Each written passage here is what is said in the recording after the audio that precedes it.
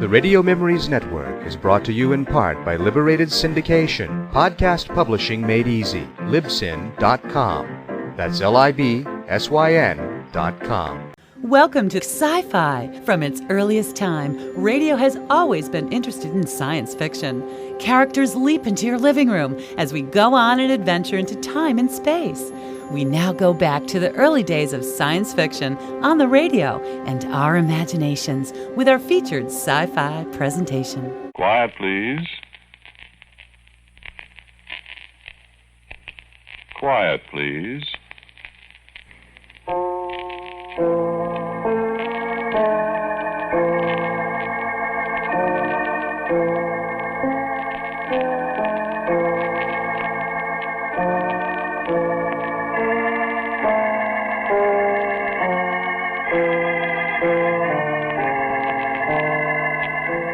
The American Broadcasting Company presents Quiet, Please, which is written and directed by Willis Cooper and which features Ernest Chappell. Quiet, Please for today is called One for the Book.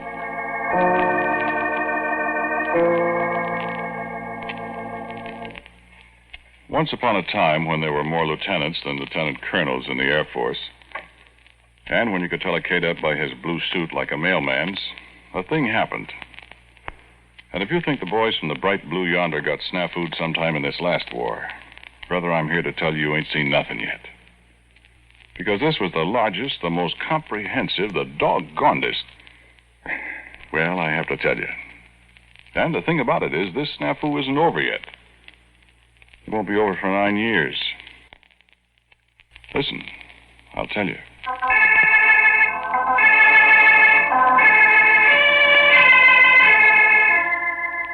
Ever hear of Muroc Dry Lake? Well, you go out San Fernando Road and you turn off at Fremont Pass onto 6 instead of going up over the ridge route. You go up through Mint Canyon, see, and on through Palmdale and Lancaster. And then you take a road off to the right by the SP station. After about 40 miles of Joshua trees, you get to Muroc, and a big, tough MP tells you, turn around and go back where you came from. Because that's where they got the jets, where guys are ringing them out so fast they sometimes get where they're going before they've started. And they tore up the welcome mat a long time ago. But back in the early part of 1937, well, it was kind of different. Muroc, which incidentally is not an Indian name, it's just the name Coram spelled backwards like on the radio. Coram Brothers was ranchers that owned a joint. And it's just what you think it is, the bottom of an old dried-up lake. It's flat as a billiard table, flatter than the one in the officers' club at Maxwell. And back in those days, you could take your car out in the middle and open her up to 80 and sit back and watch. Look, Mama, no hands. Which was quite a lot of fun till some newspaper guy blew a tire and did 108 snap rolls with it, with the customary results. Well, it ain't like that today. I mean, the lake's still there, but it isn't a lonesome place anymore.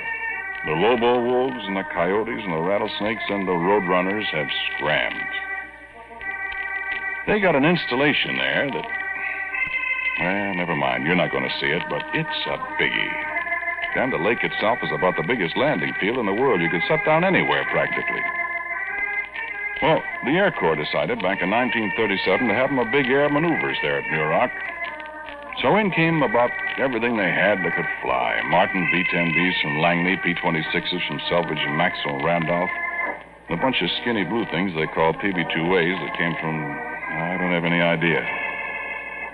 And over at Marchfield at Riverside, they had a flock of A-17s, attack jobs, two-seaters that Northrop made. They had holes in their flaps, I remember. First ones to have holes in their flaps. And there was a lot of other miscellaneous stuff. It was quite colorful. P-26s painted OD. The bombers black and yellow. They all had yellow wings. The PB-2As were blue and the A-17s shiny Doral. Everybody had the red and white stripes on the rudder and the big old white star and a blue circle on the wings. All 300 of them. All we had, practically, in 1937. And anti-aircraft, complete with the 1937 version of radar, a cluster of big horns on a trailer with a guy wearing earphones in the middle of them. You couldn't spit half a mile away if the horns was pointed at you on account of you bust the guy's eardrum. And there was a bunch of movie guys taking pictures. They had plenty of expense money. He didn't shoot crap so good. So, one way and another, it was quite a thing. And, brother, it was hot. Yeah, it still is. It'd get down to 40 or 50 in the early morning, and by noon it was up to 115 with the sun bouncing off that white lake bottom and mirages everywhere you looked. Well, I was a crew chief in a P-26 squadron from Selvidge, see? Oh, excuse me, I didn't introduce myself. Westlake's my name. Max Westlake, Captain USAF. I was a staff sergeant in 1937. Up there at Muroc, I got acquainted with a guy. Of all things, a sergeant in an anti-aircraft outfit named Bill Carrant. And I remember how this snafu started. Bill and I were sitting in a bar in Lancaster one Saturday drinking beer, listening to Pancho Barnes, God rest his soul, telling about buzzing a church steeple in Long Beach in a Jenny. And a couple of elements of B-10Bs went over. Bill Carrant, he said he'd buy another beer. I'll buy another beer, Max. I'm going out and sit on the porch and read. Read? What do you want to read for when you can drink beer? Free beer. Well, I found a couple of magazines. Let's see. Go on, drink your beer. Super science stories. Miraculous stories. You like that kind of junk? Well, what if I do? A lot of hooey. No, they're not. Guys flying rockets and taking off for the moon and malarkey like that. Yeah? Listen, in 20 years, the stuff in these books will be ancient history. What do you mean? In 20 years, people will be flying rockets. In 20 years, they'll be writing the same kind of guck, and people will be flying old-fashioned airplanes, Bud, and we'll be shooting them down. You wait and see. Yeah. In another 20 years, rocket planes will be going so fast you won't be able to see them, much less shoot them down. How fast? Oh, a couple of 1,000 miles an hour. A guy couldn't fly that fast. Why couldn't he? Well, he'd outrun himself. He'd come in for a landing, and 15 minutes later, you'd hear him. You can fly as fast as sound. You're nuts. Well, a bullet flies faster than sound. But there ain't anybody riding it. They get a big enough bullet, somebody will ride her. Bring me another beer. They get me one, I'll fly it. You'd feel pretty funny starting out someplace on Saturday and getting there on Friday afternoon. Yeah, well, listen, it'll happen. In them magazines. These magazines told a lot of things that have come true, Bill. For instance? Well, I couldn't give you an instance right now, but they have. I'll take beer. Yeah, you watch and see. One of these days I'll come bouncing in someplace in one of these rocket jobs and you'll be right. I'll tell you what I'll do. I'll kiss your foot at high noon right in front of everybody. Now, you want a beer? You're going to sit there reading about buzzing the man on the moon in a skyrocket. Or what?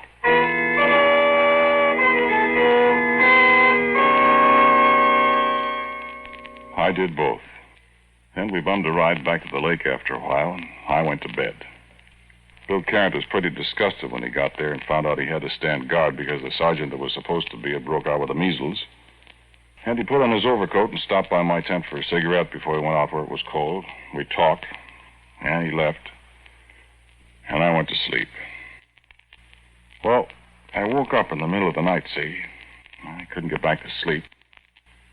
So I got up and put on my pants and shoes, a flying jacket. I went out to the anti-aircraft battery. I said, "Hey, Carrant." "Hey, Bill Carrant." Who's that? "Me. Westlake, Max Westlake." What are you doing up? I couldn't sleep. Well, I wish I could. I'm about froze. How much longer you got? Oh, half an hour. Wouldn't have a bottle, would you? Oh, I'm sorry.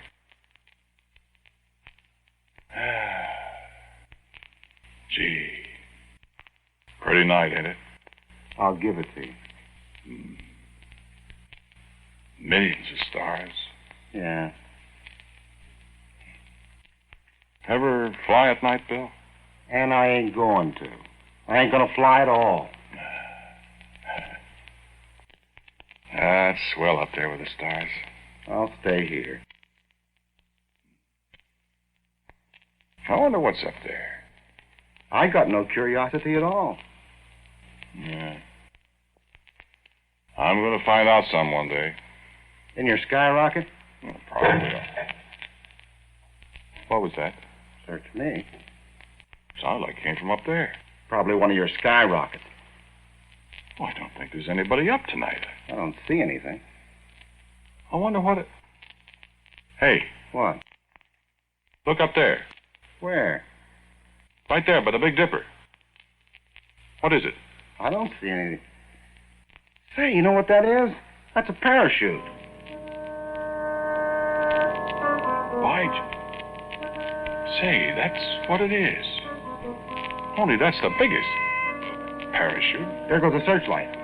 They saw it over at A Battery. Gosh, that is a big one. Yeah. Wonder who it is. That's a funny-looking thing. Looks like a box or something. It looks like part of an airplane. There goes the crash truck. I didn't see any airplane, Bill. Maybe it was one of your skyrockets. Shut up. Give me your field glasses. He's gonna hit awful hard. Give me the glasses. Oh! Oh, he sure did. Yeah, that's part of an airplane, Bill. They're pulling a guy out of it. In some kind of funny suit. What, soup and fish? It's kind of like a diver's suit, kind of like a space flyer's suit. I know where he came from. Where? He bailed out of Goofy Stories magazine.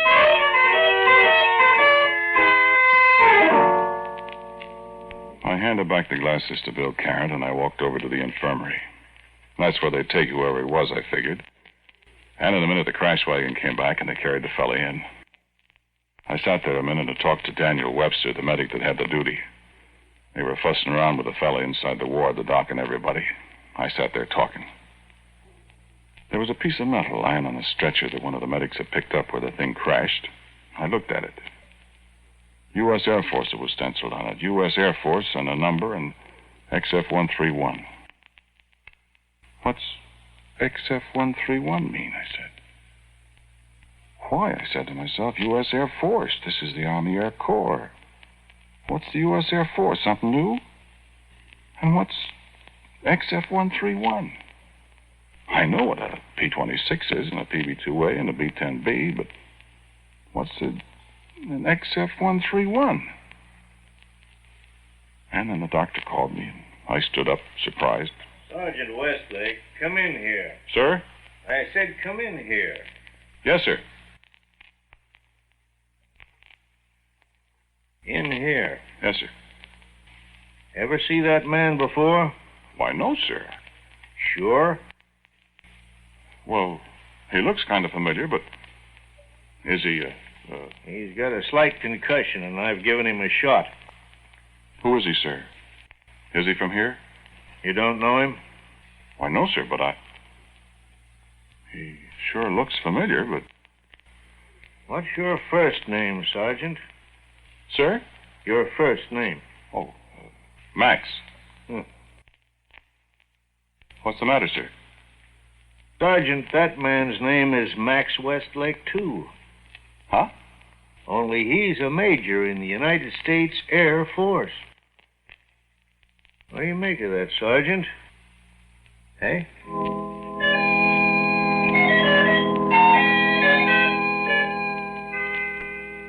Huh? What would you have made of it? I looked at the guy more carefully. And then I saw why he looked familiar. I'd seen that puss in the mirror every morning for 22 years. There was the scar on the eyebrow where I drove the car into the lamppost. Only it was on the wrong eyebrow. Then I remembered I wasn't looking into a mirror. I said, Doc, I don't get it. He said, don't you? And I said, well, sir. So I went out. And just as I was going out of the tent, in walks Bill Carrot. And I must have looked funny because Bill grabbed me by the arm. What's the matter with you, Max? Huh? You look as if you're too... Wait a minute, Bill. I think I've got something figured out. What are you doing, for the love of... I'm taking off my shoes, Sergeant Carrot. What for? Well, it's not exactly high noon, Sergeant, but you're going to kiss my foot just the same. Huh? That's right. Why? Because, Sergeant Carrot, that guy in there, that guy that flew in here in a skyrocket, that major in there, is me.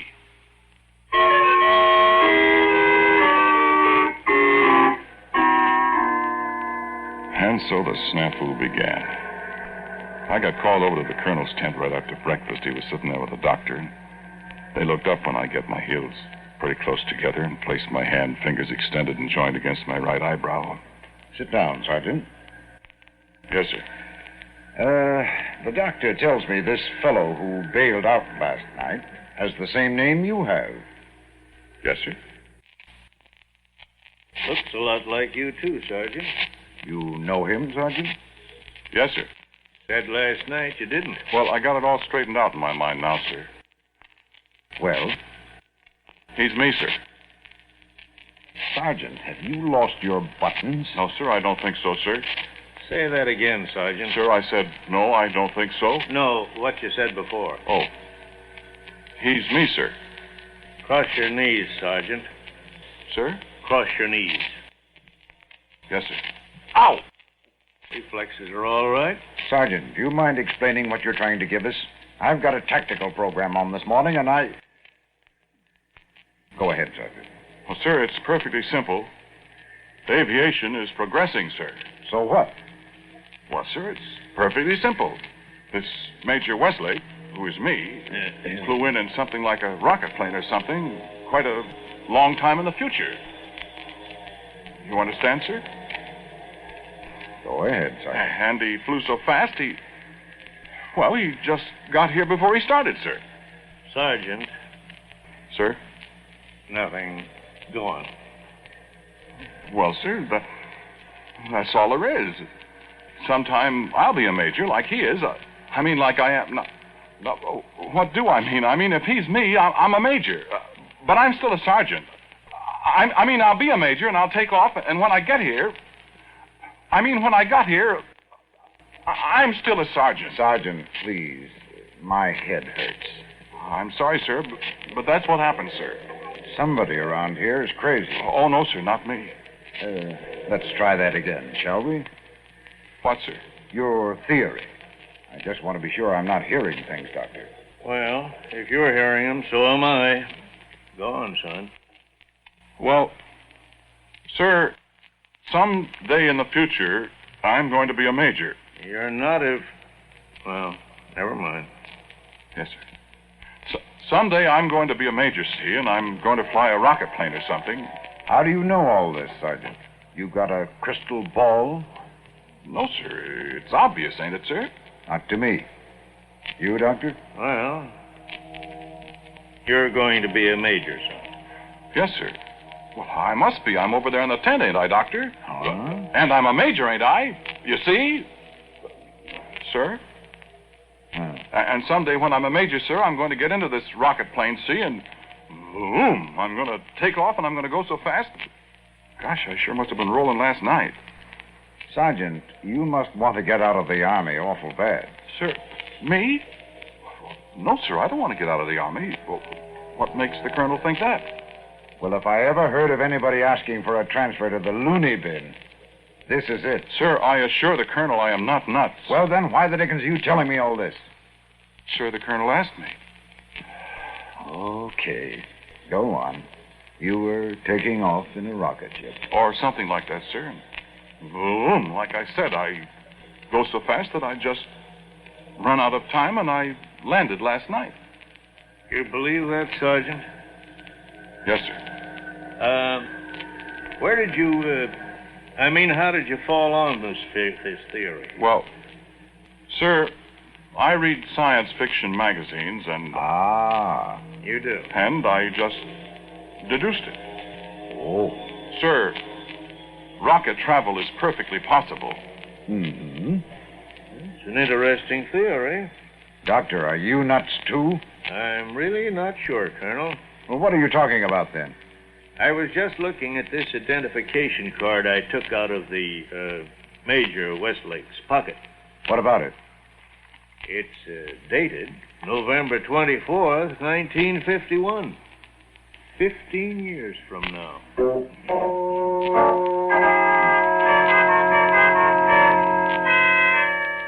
Snafu and snafu and snafu. The colonel, we didn't have any guardhouse or anything. He confined me to my tent. That is, he confined Sergeant Max Westlake to my tent. Major Max Westlake was still out like a light. He couldn't talk. And me, I didn't have anybody to talk to, but I thought. And the harder I thought, the surer I was right. And the second day I was in there, the colonel came to my tent and he looked about 18 years older. I stood up. Rest, Sergeant. Now listen, I had the doctor take that major's fingerprints, and I flew them to Washington to be looked up in the big file. Yes, sir. The dope came back this morning. Yes, sir. I'll read you what they say. The subject fingerprints are those of Staff Sergeant Max Westlake, and so forth and so forth. There is no record of a Major Max Westlake in the Army Air Corps. By directions, so forth and so forth. Yes, sir. That's the way I figured it. Westlake, if you're running a Sandy on me... Not running a Sandy, sir. Come with me. Where are we going, sir? Right into the infirmary tent. Yes, sir. Now then, you sit here behind this canvas wall and you listen to that fellow talk. And don't say a word. Just nod your head if he's right, or shake it if he's wrong. Hear me? Yes, sir. All right. Listen. Major, where did you come from? Here at Muroc, sir. What outfit are you with? I'm chief test pilot here. I see. And what happened, do you know? Yes, sir. I was flying an XF-131. That's the newest experimental rocket job at the speed of about Mach 7. What's he talking Mach about? 7, sir. 7 times the speed of sound. What the? I see. Suddenly, the needle flew way over beyond the mark. I got scared, pushed the automatic cockpit release, and bailed out. And, how fast do you think you were going then? Well, I should say about 12 times the speed of sound. I see. And, what was the date of your takeoff, Major? Why, December 21st, 1957. Now, look here. You see? You see, Colonel? You see?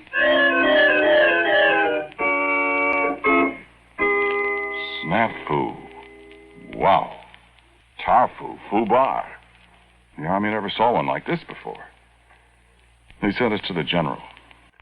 Sit down, gentlemen. Yes, sir. Now, Westlake, Yes, sir. Yes, sir. your brothers? No, sir. No, sir. Now, just a minute. Just a minute, I mean. Westlake, Yes, sir. Yes, sir. stop. Yes, sir. Yes, sir. Sergeant Westlake, Yes, sir. who is this Major Westlake? He's me, sir. Sergeant, We can't prove otherwise, General. That will do, Colonel. Yes, sir. Now, Major Westlake, who is this sergeant? Sir, I don't know. Well, isn't he your brother? No, sir. Well, who is he then? Answer me. Sir, I think he's me. Doctor, are these men crazy? Not as far as I can tell, sir. Well, what ails them then? Sir, I just work here. Well, now, Major, how come I don't know you? Well, that I couldn't say, sir. I don't know the general either. Young man, I have been in the Army 28 years. Yes, sir. 29. I was at Bliss with Lord George Langhorne when he had the 8th Cavalry. Yes, sir. And I know thousands of officers in the Army. Yes, sir. But I don't know you. No, sir. Young man, do you know the penalty for impersonating an officer? Sir, I'm not impersonating an officer. Here's his identification card, General. Is that your picture, Major? Yes, sir. It doesn't look like you. Well, sir, these pictures never look like the people. That's right. Mine looks like a... Well, this seems to be an order, all right. It is, sir. I know that. Are those your fingerprints? Yes, sir. They're the sergeant's, Washington says, General. Now, how could that be? Well, sir, they have to be me.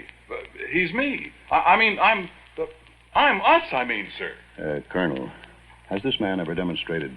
has he ever had attacks before? No, sir. He's always been rational, sir. He's one of my best men. He's rational now, General. That is, I think he is. Kind of, I mean. Sergeant, do you know that a board may be convened and that they're liable to throw you right out of the Army? Sir, I'm not worried about that. Oh, you're not, huh? Why not? Because they can't, sir. I have to stay in. Kindly tell me why. Because, well, don't you see, sir, I'm going to be a major and I'm going to fly a rocket plane. The XF-131. What makes you think so? Well, I'm here, sir, after all. Well, I'm going to tell you something. I'm going to solve this problem once and for all in a military manner. Major Westlake, you are subject to orders, aren't you? Yes, sir, of course. And I want this to be a lesson to you other officers, too. You gentlemen are expected to use your intelligence and initiative and not come bothering me with all sorts of details that could just as well be handled in your own bailiwicks. You understand me? Yes, sir. Silence. There is a very simple way to solve this problem, as I said. Major Westlake, you are ordered to return to your base. Sir, I'm at my base. I'm stationed at Muroc Dry Lake. This is Muroc Dry Lake, sir. Well, how did you get here? I flew, sir. But how did you... I mean, how did you get here, now? Sir, I just flew so fast I got here before I started. I didn't ask you, Sergeant. That's right, sir. I flew so fast I got here before I started. Doctor, do you have an aspirin on you?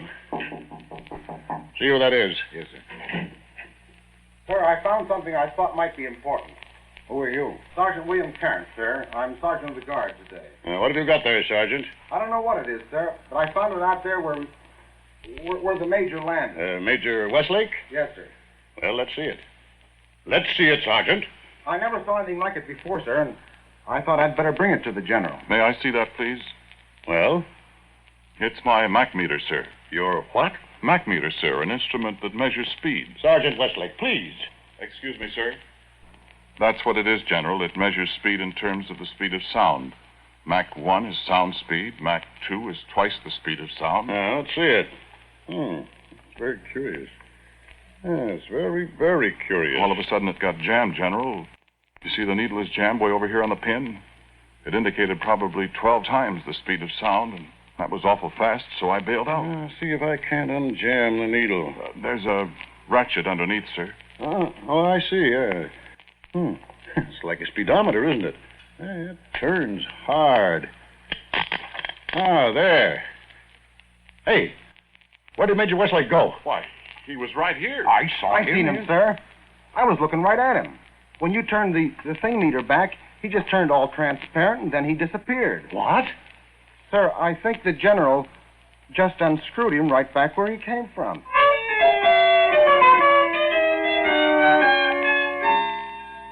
That was it. The general turned the Mach meter backward, and that's all. But I like to never got out of all that snafu. Well, I'm a captain now, and it's only 9 more years, and I'll be a major. And I'll fly an XF-131 here at Muroc, and my Mach meter will go haywire, and... My gosh, have I got to go through all that again?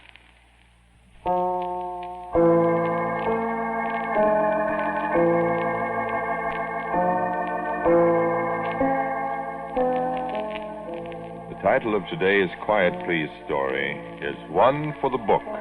It was written and directed by Willis Cooper, and the man who spoke to you was Ernest Chappell. And Dan Sutter played Sergeant Carrant. Melville Ruick was the colonel. The doctor was played by Charles Eggleston. General, Floyd Buckley. As for Major Westlake, well, we leave that for a guess. As usual, music for Quiet Please is played by Albert Berman. Now, for a word about next week, here is our writer-director, Willis Cooper. Thank you for listening to Quiet, Please. My story for next week is called My Son John. And so, until next week at the same time, I'm quietly yours, Ernest Chappell. And now, a listening reminder. There's an exciting story waiting for you this afternoon on David Harding Counter Spy. See what happens when a flood of counterfeit currency threatens to disrupt the entire financial structure of a South American country, and the counter spies are called in to investigate. Tune in David Harding Counter Spy on your ABC station. This is ABC, the American Broadcasting Company.